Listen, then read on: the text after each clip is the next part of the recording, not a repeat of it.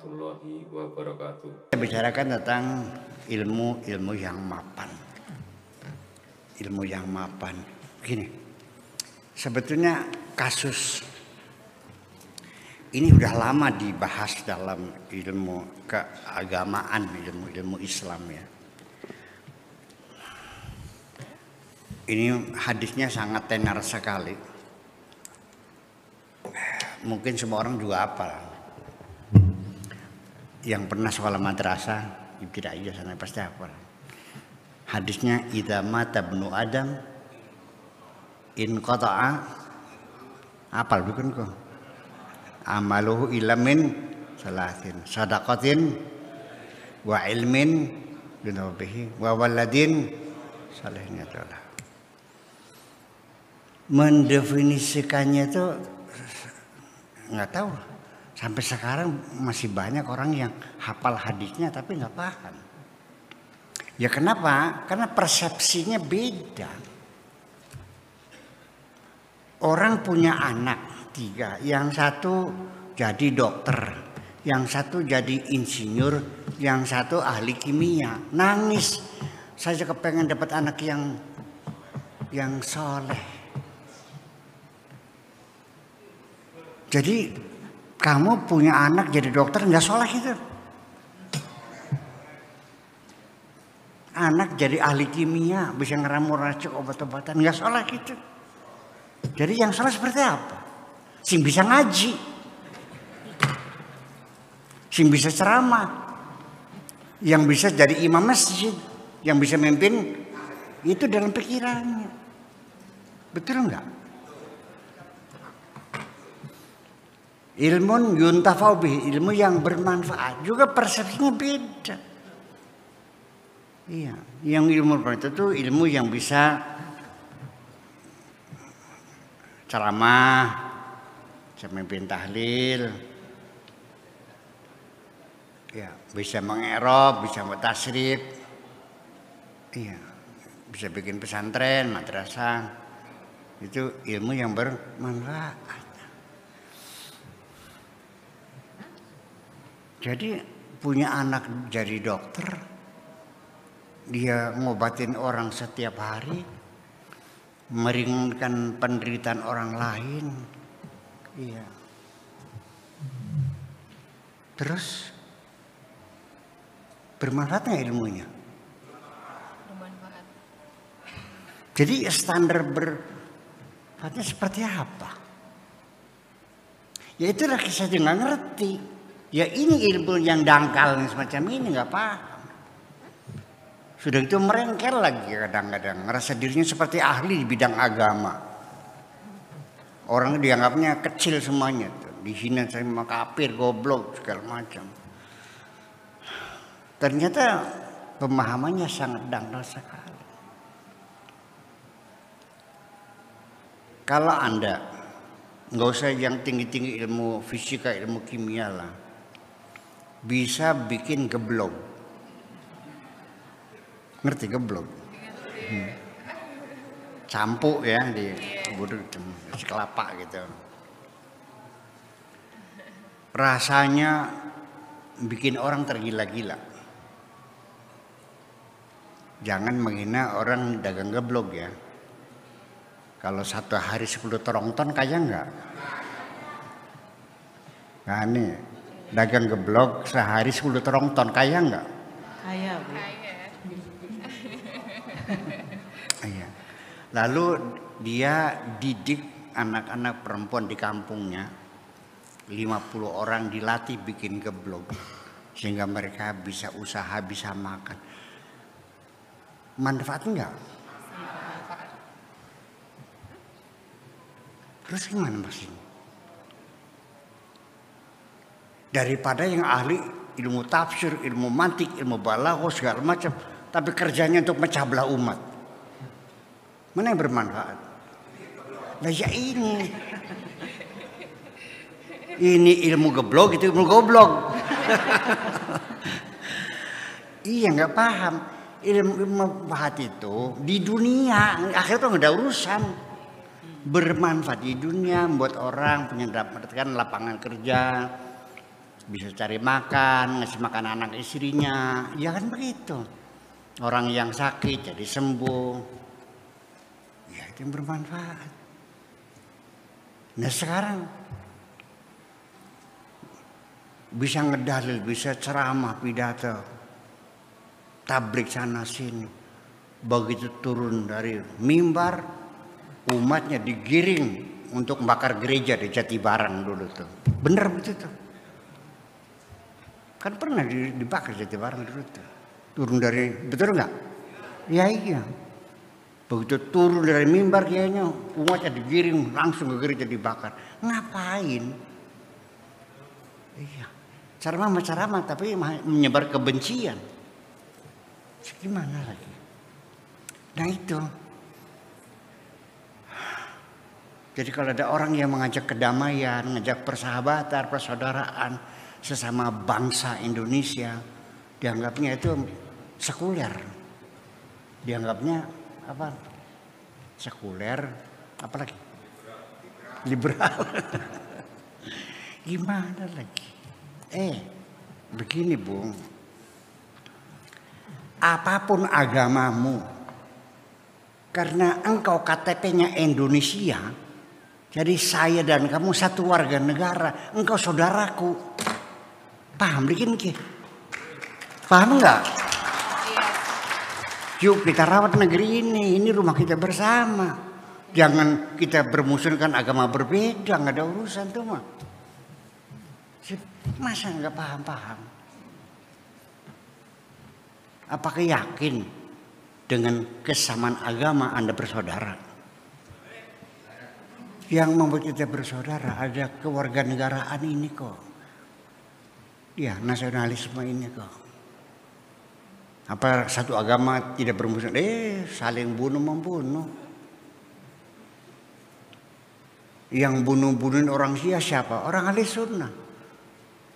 Yang bunuh orang sunnah orang Syiah. Orang siapa? Orang Mu'tazilah. Mu'tazilah, Qadariyah, Jabariyah, Murji'ah. Saling bunuh-membunuh sih. Sampai sekarang. Bersaudara enggak? Kejam kok. Ya sudah. Kalau itu sudah tidak efektif, ya sudah kita membuat persatuan kita, persaudaraan kita, kesamaan keluarga negaraan, satu bangsa, satu negara, satu tanah air, satu bahasa. Namanya Indonesia. Aku udah saudara, aku selesai. Bisa nggak sih kita bersaudara? Ya kan agamanya Anda agamanya A, ya perginya ke sana. Anda agama B sana. Kita negara kita tinggal bersama, kita rawat bersama-sama, itu aja persoalannya kok. Ya, jadi artinya kembali lagi bahwa ilmu pengetahuan yang yang mapan, yang kokoh roseh, itu yang betul-betul memberi manfaat kepada dirinya, bisa merubah perilakunya. Ya, saya sendiri juga saya tidak mengerti. Tapi ini yang bercerita istri saya, Buya ini sebetulnya wataknya mah keras. Hanya karena ilmunya saja dipoles-poles, akhirnya kelihatan lembut. Oh, jadi kalau begitu berarti ilmu saya mempengaruhi diri saya, merubah pribadi saya dari yang tadinya kasar menjadi lembut. Itu yang bermanfaat. Dengan ilmunya seseorang, Pak Tato mungkin dulunya dasarnya mengemedit, tapi karena berilmu jadi dosen YIN akhirnya loman. Iya. Bermanfaat untuk dirinya sendiri. Dengan ilmunya dia menjadi pegawai negeri, ASN, sebagai dosen. Ya, tidak ada pekerjaan yang lebih mulia dari seorang dosen itu. Iya. Itu kan gurunya mahasiswa. Iya, maksudnya itu gurunya kan ini.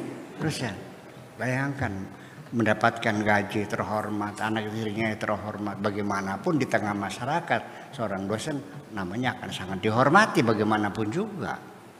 Ya kan? Jadi ilmunya bermanfaat. Dengan ilmu pengetahuan tentang gizi, Akhirnya Anda selama ini alhamdulillah diparingi sehat walafiat. Beli pernah mencret, beli pernah diare, karena makannya hati-hati, tahu ini vitamin, ini protein segala macam, paham semuanya kan begitu. Dan imun juga untuk yang lain ya pada masyarakatnya. Itu ilmu yang bermanfaat. Jadi selama ini jangan Anda mengatakan bahwa yang berilmu itu hanya orang yang bisa ngaji. Jujur saya menggugat. Ini ahli bahasa, dosen bahasa Indonesia, sama satu dosen bahasa Arab. Dibedakan nggak penghormatannya? Dibedakan nggak? Beda, lebih tinggi Arab loh. Kenapa? Bahasanya ahli sorga.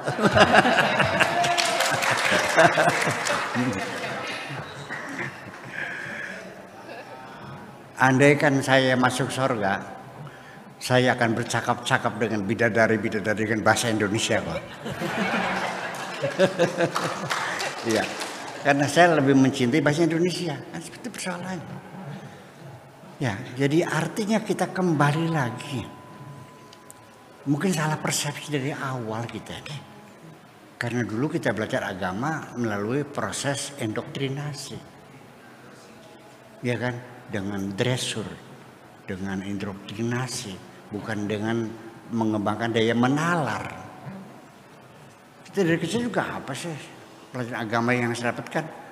Langsung lewat hafal-hafalan kok. Langsung saya di sekolah SD saya di Darul Hikam itu langsung hafalan juz amma kok. Iya, langsung baca, langsung hafal-hafalan.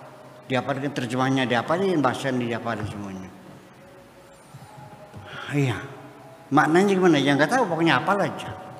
Nah, itu. Jadi itulah sebabnya maka kita sendiri jadi semakin tidak jadi paham. Ya. Ini mesti dikorek semuanya, mesti diketahui semuanya. Nggak jelas. Makna soleh nggak jelas. Wawaladin solehin yadullah, anak yang solehnya bagaimana? Ketika saya mengatakan orang Amerika orang yang soleh, banyak yang marah.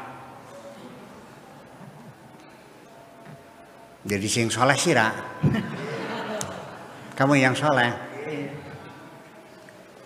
Ketika ada seorang buruh namanya Marsina. Ini ceritanya dulu. Dia nuntut naik haji, dia mati dibunuh orang. Ya kan, karena dia mau itu. Yang mencak-mencak, yang marah-marah orang Amerika. Menuntut hak kemanusiaan. Masa buruh naik haji nggak boleh dibunuh? Sih gimana lagi? Ya. Dia kan bukan ponakannya Ronald Reagan. Bukan menantunya George Bush. Dia orang Indonesia yang dikenal. Tapi manusia mereka bela. Soleh nggak? Beli sembahyang sih. Di sini persoalannya. Jadi gara-gara beli sembahyang ya beli soleh. Jadi sing soleh siapa? Ini kan jadi saya menjadi bingung untuk menjelaskannya. Jadi gini. Jadi ilmu terminologi sesuatu itu harus dipahami. Ya. Memahami sesuatu namanya persepsi. Nah, jalan menuju persepsi namanya definisi. Ilmunya namanya terminologi. Saya berulang-ulang, kenapa kita memberikan reaksi yang berbeda? Padahal aksinya sama. Mengapa reaksinya berbeda? Adalah disebabkan karena kita punya persepsi yang berbeda. Saya ulangi lagi. Pak Dede sama Pak Tato. Ketika Pak Dede dicemburui oleh istrinya, Dia tertawa terbahak-bahak, senang, gembira dan bahagia. Tapi ketika Pak Tato dicemburi oleh istrinya, marah, dia bertengkar, gebrag-gebragan. Kok beda? Iya, karena persepsi yang berbeda. Di mana bedanya? Pak Dede melihat ketika istrinya cemburu, itu artinya istrinya takut kehilangan.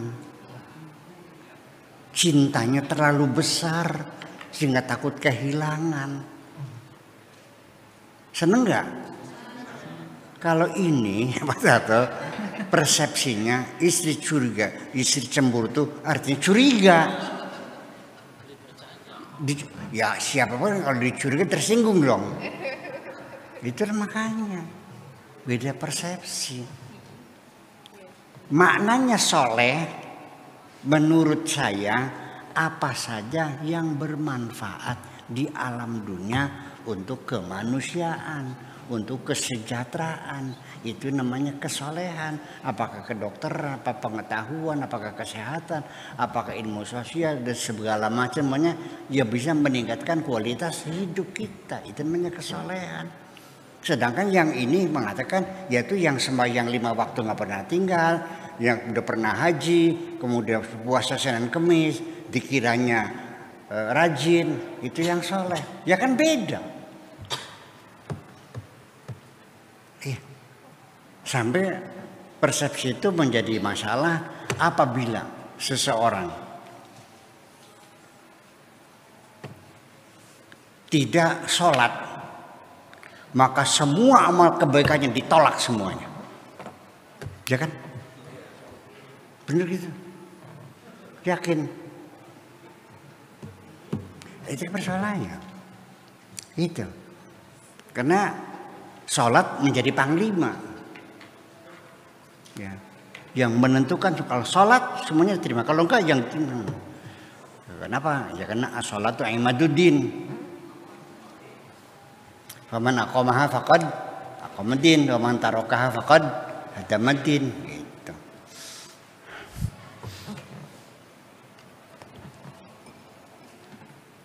Saya jelasin. As-sholatu imaduddin. Salat itu tiang agama. Ini tiang nih. Faman aqamaha, barang siapa yang menegakkan tiang. Cek. Tuh, udah. Faqad aqamaddin, berarti agamanya tegak. Wa man tarakaha, barang siapa meninggalkan tiang, hadamaddin, jatuh enggak pokoknya. Jadi mendirikan agama itu gampang atau sulit? Gampang, bukan bikin tiang, menegakkan tiang. Ya, gampang. Meninggalkannya